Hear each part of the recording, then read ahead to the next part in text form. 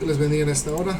Vamos a tener nuestro devocional, cual en esta ocasión se titula Gozo, aún en la adversidad. El gozo brota del corazón y no se conecta necesariamente con las circunstancias externas. A veces has de enfrentarte a dificultades en la vida que no vienen porque estés haciendo algo malo, sino porque estás haciendo algo bueno, algo bien. Y ejemplo de ello podemos ver en el apóstol Pablo, que se enfrentó a enormes dificultades, pero estaba lleno de alegría, porque estaba haciendo algo correcto, algo que marcaba una gran diferencia para el mundo actual, para el mundo en el que él vivió. Conducía la primera campaña evangelizadora en el pueblo gentil, hecha precisamente e intencionadamente, la cual llevó a que el cristianismo no fuera conocido como una secta judía, sino como una forma, un estilo de vida en el mundo. Y así Dios había abierto la puerta de la fe por medio de ellos a aquellas personas que ni siquiera los judíos pensaban que iba a llegar, que eran los gentiles. En el verso 27 dice la escritura: y habiendo llegado y reunido a la iglesia, refirieron cuán grandes cosas había hecho Dios con ellos y cómo habían abierto la puerta de la fe a los gentiles. El apóstol Pablo habla de todo lo que Dios había hecho por medio de ellos, pero exteriormente las circunstancias siempre se alineaban contra él. Una descripción de la apariencia física del apóstol Pablo dada en aquella época lo describe como un hombre de baja estatura, cabeza puntiaguda, arqueado de piernas, robusto, de cejas fruncidas, nariz aguileña, lleno de gracia. Unas veces parecía un hombre, otras veces tendría el rostro de un ángel. No solo se veía común y corriente, sino que también sufría, igual que nosotros, algunas enfermedades físicas. De hecho, él mismo lo expresa ahí en Gálatas capítulo 4, verso 13. Él dijo: pues vosotros sabéis que a causa de una enfermedad del cuerpo os anuncié el evangelio al principio. Sumado a esto, su cuerpo tenía que estar a veces golpeado y estropeado por todas las persecuciones físicas que había sufrido. En aquella ocasión, el gentío, la gente se agolpó hasta dejarlo inconsciente por el estarlo apedreando y lo dejaron casi muerto. Dice la escritura ahí en el verso 19. Entonces vinieron los judíos de Antioquía y de Iconio que persuadieron a la multitud y habiendo apedreado a Pablo, lo arrastraron fuera de la ciudad pensando que estaba muerto. A pesar de los sufrimientos físicos que el apóstol Pablo llevaba en su cuerpo, su corazón estaba lleno de alegría, así como el de aquellos que después siguieron sus pasos. Dios obró por medio del apóstol Pablo, usándolo en su debilidad.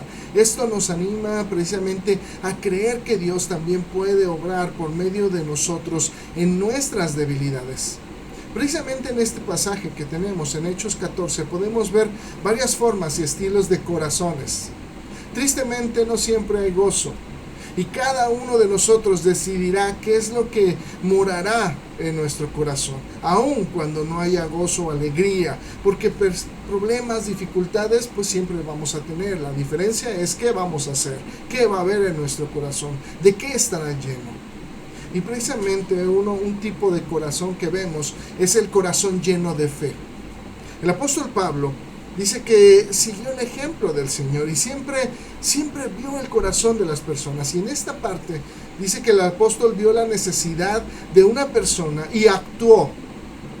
Dice ahí la escritura en los versos 8 y 9 del capítulo 14 de Hechos: y cierto hombre de Listra estaba sentado, imposibilitado de los pies, cojo de nacimiento y que jamás había andado. Este oyó hablar de Pablo, el cual, fijando en él sus ojos y viendo que tenía fe para ser sanado. ¿Qué pasa en nuestro ser cuando llegan los problemas? Pueden suceder dos cosas: o perdemos nuestra fe viendo que el problema es mucho más grande que nuestra propia fe, O nos aferramos a nuestra fe y cambiamos nuestros problemas y los transformamos en bendiciones cuando nos tomamos de la mano de nuestro Dios. Pero cada uno de nosotros es el que va a decidir.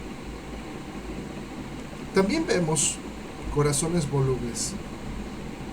Cuando la gente vio que el hombre se había curado, comenzaron a tratar a Pablo y a Bernabé como dioses, a los que ellos les intentaban explicar, tanto Pablo como Bernabé, que ellos eran hombres nada más, que todo había sido hecho por el poder de Dios.